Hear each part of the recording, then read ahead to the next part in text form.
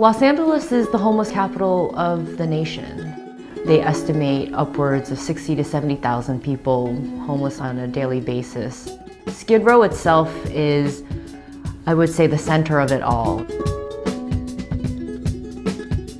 Skid Row Housing Trust is an organization created about 23 years ago, focusing on providing housing opportunities for people in Skid Row, those people naturally being very low income, often homeless and disabled. The folks that we provide housing for, I would describe as the most vulnerable.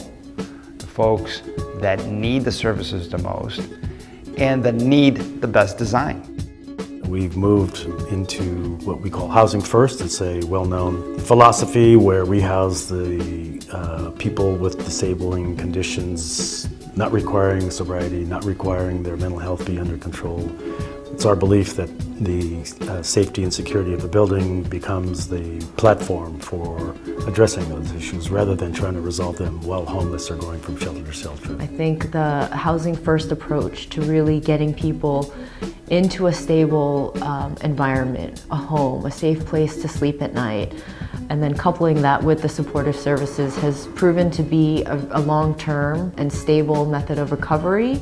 People even say it's a solution to homelessness. I think my specific role has been about how can we create a higher quality home for our residents? What can we do so that the residents are empowered in shaping their neighborhood? What can the existing community in Skid Row do to enhance Los Angeles? The old Genesis was a 30-unit SRO that was the oldest project in our portfolio. We acquired the land next to the old Genesis, so we went from a 9,000 square foot pad to acquiring another 8,000 square feet, which then made the lot significantly larger and allowed for that density via local entitlements to go from 30 SRO units to now 106 efficiency units with considerable open space, courtyard, community spaces, supportive service spaces, as well as 2 commercial storefronts and subterranean parking. For our new construction projects, I've been overseeing and integrating green building practices. So everything from creating healthy interior environments to ensuring that we have renewables so that on the operations side we'd have lower utility costs. This is the site of the Star Apartments. We're going to build on top of what used to be a parking lot deck, and we're going to elevate and build a superstructure up above, which will then have 4 stories of modular prefab housing on top of that. So the Star Apartments will be the home for community building, not just for the residents of this building, but for the nearby residents in the older buildings in the Trust portfolio that don't have as many open space and community amenities within their buildings. There's a sensibility about bringing aesthetically pleasing environment into the mix, because traditionally people have treated people that are disadvantaged or low-income housing, let alone homeless, with a lot less consideration for those kinds of things. And I think it makes a huge difference in people's experience.